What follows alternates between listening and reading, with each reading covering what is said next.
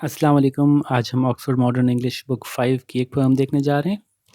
Poem का नाम है सॉर ग्रेप्स। तो शुरू करते हैं। एज ऑलवेज आपने डिफ़िकल्ट वर्ड्स के मीनिंग निकाल लिए होंगे ताकि समझने में आपको ज़्यादा आसानी हो। So let's start. Sour grapes यानी खट्टे अंगूर।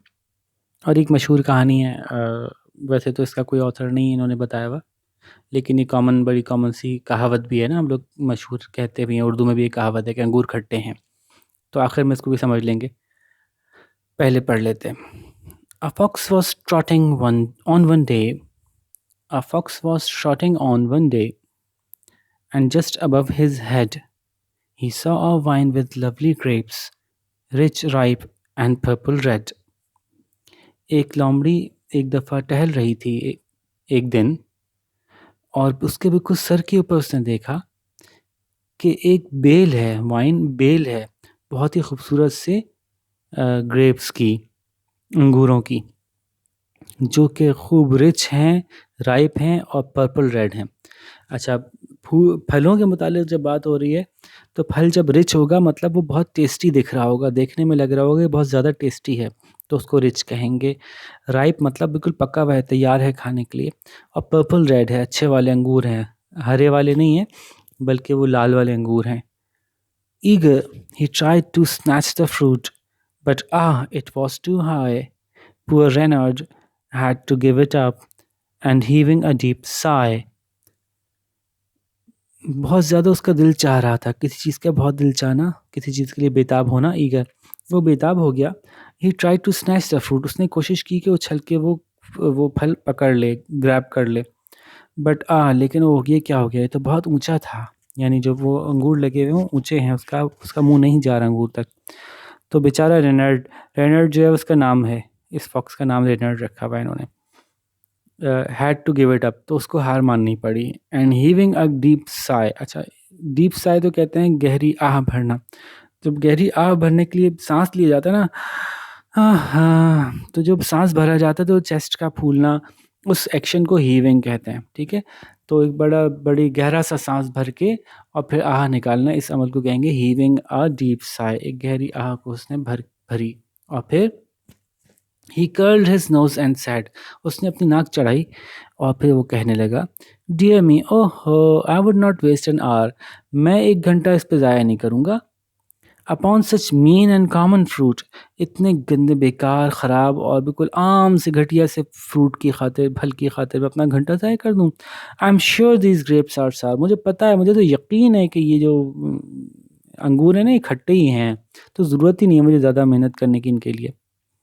तो एक दफ़ा दोबारा पढ़ते हैं। He curled his nose and said, dear me, I would not waste an hour upon such mean and common fruit, I am sure these grapes are सार।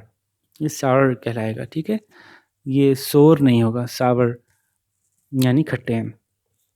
तो जनाब उसने अपनी नाक चढ़ा के बोला कि मैं तो अपना 1 घंटा इस पे ज़ाया नहीं करना चाहता, ये तो मुझे यकीन है बेकार से खट्टे खट्टे अंगूर हैं।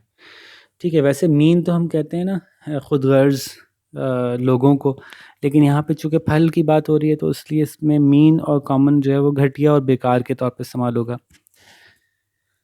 तो आखिर में, TISS just we often wish through life, अच्छा ये शॉर्ट फॉर्म्स हैं। टिस का मतलब इट इज़, दस तो फिर, ऐसे ही, we often wish through life, अपनी ज़िंदगी में हम ऐसे ही ख्वाहिशात रखते हैं, थ्रू लाइफ, ज़िंदगी में गुजरते हुए, ज़िंदगी में आगे बढ़ते हुए, तो बिल्कुल ऐसे ही ज़िंदगी में आगे बढ़ते हुए हम ख्वाहिशात रखते हैं। अच्छा पढ़ लेते हैं पहले।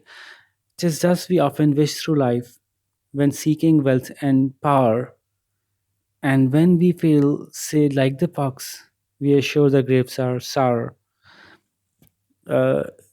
बिल्कुल ऐसे ही, जैसे मैंने बताया, बिल्कुल ऐसे ही हम अक्सर अपनी ख्वाहिशात जो ज़िंदगी में हमारी होती हैं,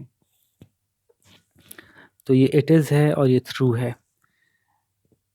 जब हम व्हेन सीकिंग, जब हम चाहते हैं, जब हम मांग रहे होते हैं, जब तलाश में होते हैं दौलत की और ताकत की, तो हम आगे बढ़ने का मकसद यही होता है ना आमतौर पे दुनिया में लोगों के लिए, कि या तो वो ज़्यादा दौलतमंद हों या ज़्यादा पावरफुल पोजीशन में आ जाएं। तो जब वो दुनिया में बेहतर पोजीशन के लिए, आगे बढ़ने के लिए कोशिश कर रहे होते हैं, और व्हेन वी फील से लाइक द फॉक्स, जैसे कि कहें कि जैसे कि ये लोमड़ी नाकाम हुई, ऐसे ही जब हम भी नाकाम हो जाते हैं अपनी किसी कोशिश में, तो बड़ी जल्दी से हम ये कह देते हैं we are sure the grapes are sour, कि जिस चीज़ के लिए हम कोशिश कर रहे थे वो हमें चाहिए ही नहीं, वो तो खट्टी थी, वो तो वैसे ही बेकार थी, बेकार है, हमें तो वैसे ही नहीं चाहिए थी। तो ये एक लेसन देना चाह रहे हैं कि आमतौर पे जब हम किसी चीज़ के बारे में कहते हैं ना तो वैसी बेकार सी है, वो एक्चुअली तब होता है जब हम वाकई कोशिश कर रहे होते हैं और हमसे हो नहीं रहा होता। तो हम अपनी अना बचाने के लिए, अपना प्राइड बचाने के लिए कह देते हैं नहीं हमें तो चाहिए नहीं थी, ये तो वैसे ही बेकार सी थी, हमें तो वैसे ही नहीं चाहिए थी। तो ये एक लर्निंग है, हमें अपने बारे में जानना चाहिए कि हम ऐसा क्यों करते हैं। हम बहुत सी चीज़ों के बारे में ऐसा ही बिहेवियर अपना लेते हैं जैसे कि इस लोमड़ी ने अपनाया, कि अगर वो थोड़ी सी और मेहनत करती, थोड़ी सी और कोशिश करती, तो हो सकता है कि वो उन ग्रेप्स तक पहुंच जाती। लेकिन उसने बहुत जल्दी से हार मान ली और आसानी से कह दिया तो वैसे बेकार थे, मुझे तो चाहिए ही नहीं थे। तो ये एटीट्यूड अच्छा नहीं है।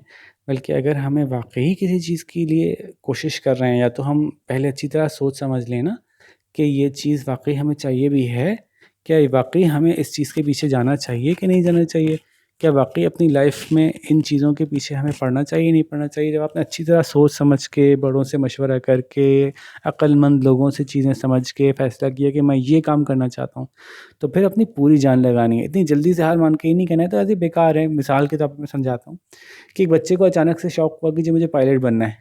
ऐसा ही नहीं हुआ, बल्कि उसने खूब मशवरा किया, लोगों से पूछा, जाके पायलट की ज़िंदगी देखी, उसने देखा पायलट बन के कितना मज़ा आता है लोगों को, और मुझे भी बड़ा अच्छा लग रहा है, दिल चाह रहा है। तो उसने बहुत मेहनत करना शुरू की। अब उसके पायलट बनने के लिए उसको सर्टेन मार्क्स चाहिए, सर्टेन एक्सपीरियंस चाहिए, कुछ ख़ास किस्म की उसको काम करने पड़ेंगे, थोड़ी-सी मेहनत करनी पड़ेगी। अगर वो बच्चा उस मेहनत को देख के कहे ना, ना भई, हम तो नहीं करते मेहनत, हमें तो मेहनत नहीं करनी। उसके बजाय वो यूँ कहना शुरू कर दे, अरे पायलट तो वैसे बेवकूफ़ लोग होते हैं, मुझे तो नहीं बनना बेवकूफ़। अरे पायलट तो बड़ी रिस्की जॉब है, बिला वजह हवा में जाना, हमें तो शौक ही नहीं है। हालाँकि असल में था शौक, लेकिन मेहनत से जी घबरा रहा था, इसलिए मुँह बना के कह दिया कि हमें तो ये चाहिए ही नहीं था। तो ऐसा नहीं करना चाहिए। पहले तो हर चीज़ के पीछे भागना ही नहीं चाहिए। हर फ़ुज़ूल चीज़ के पीछे भागो और नाकाम हो जाओ, ये वैसी बुरी बात है। तो पहले तो ये सोच समझ के अपना नस्ब-ओ-लैन सेट करना चाहिए कि हमें जाना किस चीज़ के पीछे है, और जब आपने एक दफ़ा सोच लिया अच्छी तरह से, मशवरा कर लिया अच्छी तरह से, तो फिर जब उस चीज़ के पीछे जाएँ तो तन मन धन लगाएँ, फिर पूरा वक़्त लगाएँ अच्छी तरह से, जो मुनासिब है उसके लिए, वो सारे काम करें, ताकि फिर अच्छा नतीजा भी आपको मिले और आपको कामयाबी मिले और आपको खुशी भी हो। ठीक है भाई? तो ये लर्निंग थी, थोड़ी लंबी-सी लर्निंग थी इस पोएम की। चूँकि हमारे यहाँ भी कॉमनली मशहूर है अंगूर खट्टे हैं, ये मुहावरा, तो इसलिए मैंने इसको थोड़ा-सा और एक्सप्लेन कर दिया। इन सवालों की तरफ आ जाते हैं। अच्छा, अबाउट द पोएम इन्होंने कुछ बताया हुआ है, थोड़ा-सा इनसे भी सुन लेते हैं कि ये क्या कह रहे हैं। The poem sour grapes is based on a tale टे on a fable by Aesop, Aesop, sorry, साफ-साफ नहीं लिखा थोड़ा-सा। Fables are imaginary tales or myths. Usually these have a moral message.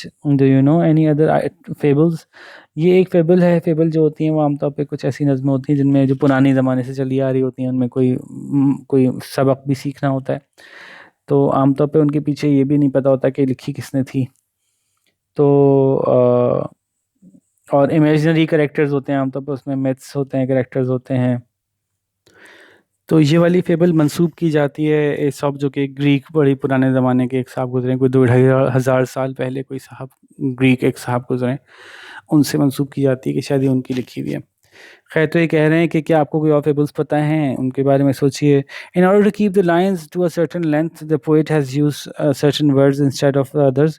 Lines को बराबर लंबाई रखने के लिए पोएट ने कुछ अल्फाज को दूसरों की जगह इस्तेमाल किया है, जैसे पीछे भी आया, मैं दोबारा दिखाता हूँ। In the first line, for example, the poet says that the fox was trotting on. He does not use the word along. The word only has the word on has only one syllable, whereas along has two. This is why the poet has also used the apostrophe instead of a vowel in the word curled and chase and par. क्या कहना चाह रहे हैं? कहना चाह रहे हैं कि हर लाइन को बराबर रखने के लिए ना, इन्होंने अल्फाज को कहीं कहीं शॉर्ट किया है। जैसे the fox was trotting along one day, अब ये अलॉन्ग कर देते तो ये लाइन लंबी हो जाती, तो इसलिए उन्होंने यहाँ ऑन कर दिया ताकि वर्ड छोटा करके दूसरी लाइन्स के बराबर कर सकें। इस तरह से उन्होंने कहा कि ये जो इन्होंने टिस किया है ये इट इज़ था, तो ये दो साउंड्स हो जाती हैं। इन दो साउंड्स को एक में रखने के लिए इन्होंने इट इज़ को टिस कर दिया, और इसी तरह से इन्होंने पावर को पार कर दिया यहाँ पे। तो ये बताना ही चाह रहे हैं कि बाज़ औक़ात शायर क्या करते हैं कि ये अपनी नज़्म में चूँकि नज़्म के अंदर कोशिश ये की जाती है कि जो लाइनें हैं सारी लाइन सेम वेट की हों, बराबर लेंथ्स की हों, तो उसके लिए बाज़ औक़ात बाज़ वर्ड्स को वो खुद से शॉर्ट भी कर देते हैं, उसके एक्चुअल प्रोनंसिएशन से उस वर्ड को हटा भी देते हैं। तो ऐसा हो जाता है, सिर्फ समझाने के लिए आपको बताया यहाँ पे। ठीक है, क्वेश्चन आंसर्स देख लेते हैं। Did the fox really want the grapes? क्या वाकई फॉक्स को ग्रेप्स चाहिए थे? आपका क्या जवाब है? शुरू में तो आपको अंदाज़ा है कि वाकई जब वो ग्रेप्स की इतनी ललचाई हुई नज़रों से देख रही है और इतनी तारीफ हो रही है ग्रेप्स की, तो क्या जवाब देंगे? Yes the fox really want the grapes? No, सवाल में डेड है तो जवाब में पास्ट टेंस यूज होगा। Yes the fox really wanted the grapes because, जी जनाब आप बड़े बच्चे हैं ना, तो आप ये बताएंगे कि क्यों आपको ऐसा लग रहा है कि उसको ग्रेप्स चाहिए थे।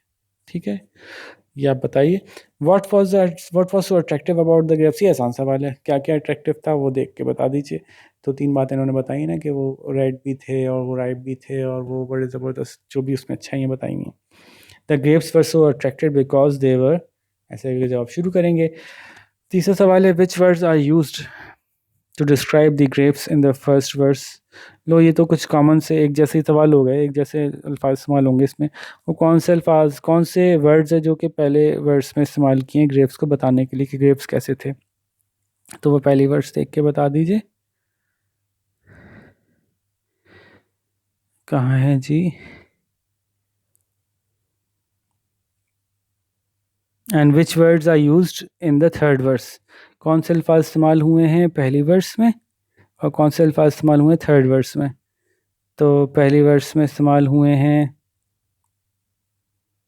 Lovely, rich, ripe and purple, और थर्ड में इस्तेमाल हुए हैं मीन एंड कॉमन एंड सावर। ठीक है जी, सावर भी कहते हैं, सावर भी कहते हैं। ठीक है जी, लेकिन सोर नहीं कहते हैं। अच्छा, what is the moral lesson that the poem teaches us? इससे क्या सबक सीखा है? मैंने इतनी तफसील से तो आपको बता दिया, अब आप शाबाश खुद से लिखिएगा। Why do you think the fox curled his nose? Fox ने अपनी नाक क्यों चढ़ाई? अंदर से तो उसको कुछ और फील हो रहा था ना, कि अंदर से तो वो हार महसूस कर रही थी, तो दूसरों को दिखाने के लिए। इसका जवाब क्या होगा? The fox curled his nose because he wanted to show others that actually he was not very interested. तो उसने अपनी शक्ल ऐसी बना ली कि मुझे तो ज़रूरत ही नहीं है। तो ये इस तरह से लिखा जाएगा जवाब। Give other examples from daily life that explain the saying sour grapes. Sour grapes की दूसरी एग्जांपल्स बताइए भाई। सावर ग्रेप्स की दूसरी एग्जांपल अपनी लाइफ में से सोचिए। आपकी ज़िंदगी में कभी ऐसा हुआ हो कि आपने किसी चीज़ के लिए कोशिश की हो, या आपने किसी को देखा हो कि उसने कोशिश की हो और उस कोशिश के बावजूद वो कोशिश कामयाब ना हुई हो, और उसके बाद उसने कहा होगा हाँ मुझे तो चाहिए ही नहीं। ठीक है, तो ये आपका काम है, आपने खुद से एग्जांपल्स देख के लिखनी है। ठीक है जी, तो यहाँ पे हम अपनी बात ख़त्म करते हैं। होपफुली आपको समझ में आ गई होगी, और मैंने ऊपर अपना ईमेल एड्रेस भी दे दिया है, कमेंट्स भी आपके पास मौजूद हैं। मैं चाहता हूँ कि जवाब आप ख़ुद लिखें और ख़ुद लिख के मेरे साथ शेयर करें, और मुझे बताएं कि आपको कितना समझ में आया। और अगर फिर भी कुछ समझ में नहीं आएगा तो फिर मैं आपको पूरा एक्सप्लेन करके मज़ीद अच्छी तरह से जवाब समझा दूँगा, लेकिन पहले आपकी कोशिश होना लाजमी है। ठीक है जी, ओके, फिर इंशाल्लाह नेक्स्ट किसी लेक्चर के साथ, किसी लेसन के साथ मिलते हैं। अल्लाह हाफ़िज़।